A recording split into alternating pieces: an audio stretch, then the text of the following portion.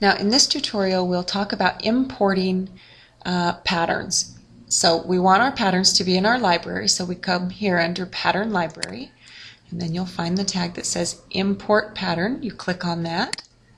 It will open this import screen. Now we have to find where we have those patterns located. Now I have downloaded them to a thumb drive, which I have put into my computer, so I need to say here, click on this plus, which will show this removable disk. So when I click on this removable disk, I will see here all the patterns that are available to me to import. These are the ones that are on my thumb drive. Now as I click on each one, you can see what they look like here. There's that one. There's this one. Now I can tell from the names here that these are border to border.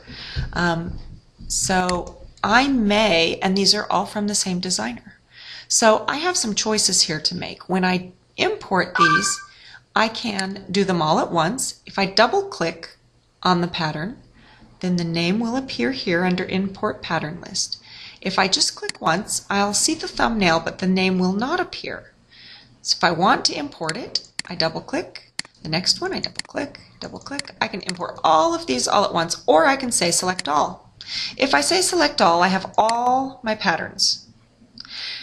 And I could say import right here, and all my patterns would be in my pattern library, but they would have no tags. If I want to tag them, I need to look at them and decide which tags are appropriate for which pattern. So I'm going to say clear all. That will clear off that list. It says, am I sure? I say yes. Now it's empty again. Let's go back to where we were. We have the ants.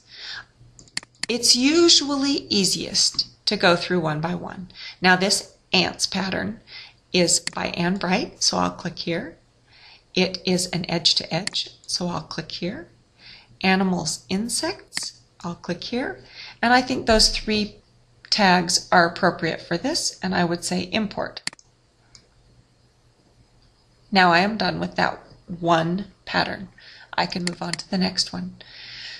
The reason you would want to do several at a time is lots of times there are sets where they are all for a border, they all have flowers, they're all from the same designer. So it's really easy to click them all with the same tags and say import all.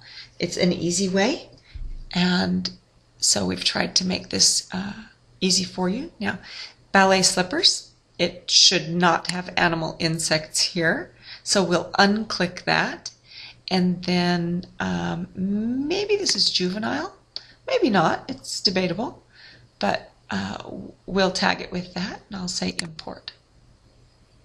Now that pattern has those tags. Now I have a choice over here on how I want to view them. I can say report, which will list them like this. There are 4 different ways you can play with those. You can do whatever way you like. Now the important thing to know is over here you've got to click on where your patterns are. And usually those will be on a thumb drive, and that's under computer here. So it may look like that when you plug it in.